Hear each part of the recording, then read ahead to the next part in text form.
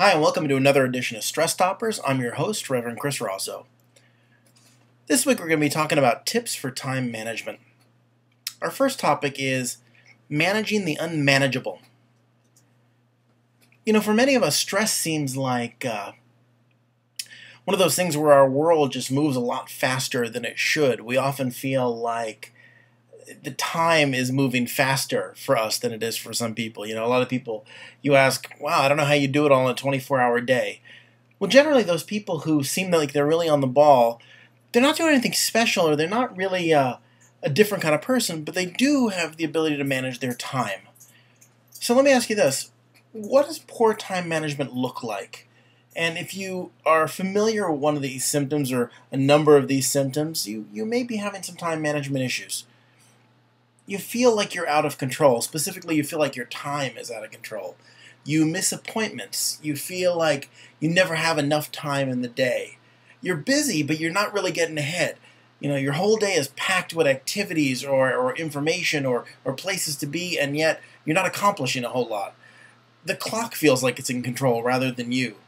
You feel like you're spread too thin. You're making too many commitments. You have too much to do. And, one of the things that I think has become clear to you by now, and certainly clear to many of us in the stress reduction world, is that really poor time management equals stress.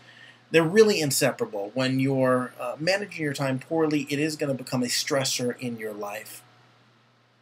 So a few tips, a few points.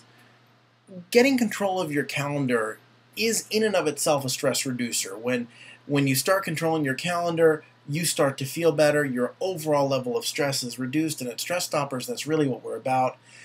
Like we often say, even a small change can mean a big difference, right? Even just making a couple changes to how you manage your time or managing that time a little bit more efficiently can really make a big difference in both your time management, your idea of how your day is going, but also the overall stress in your life.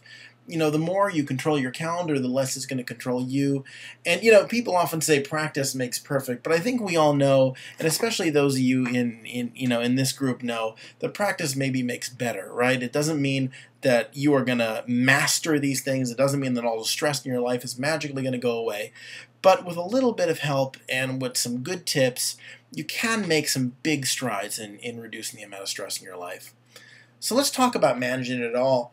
As always in each of these podcasts and each of these lessons, we want to give you some quick tips for getting ahead, quick tips for managing your stress that week. And these are the kinds of things that we'll talk about in the discussion forums and the kinds of things that we see you guys reply to in our video channels on YouTube.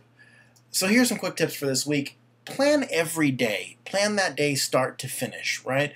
And generally it is helpful to really keep a calendar, even if it's a day off. You want to plan that. That doesn't mean you have to plan it down to the minute, but you do want to have a good idea, a plan of what every day is going to look like.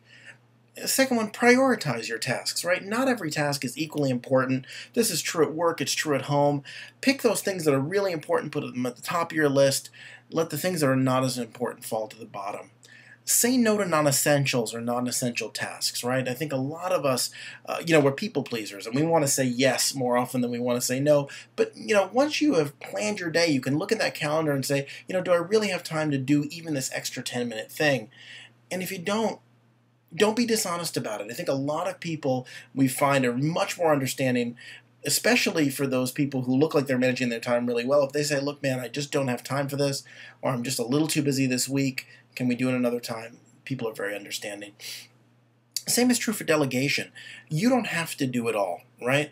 There are more often than not things in your life that you can ask someone else to take care of for you. Certainly if you're a manager, one of the stressors that I have in my life is I'm kind of a perfectionist, and I really want the people around me to work at my level. And more often than not, what that means for me is I just kind of do the task myself rather than delegating it. It's not good management, it's not great time management, and it's certainly going to add more stress to my day.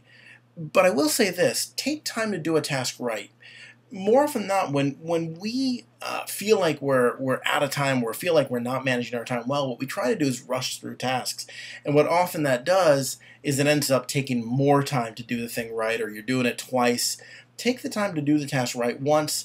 At the end of the day, it's going to take less time overall.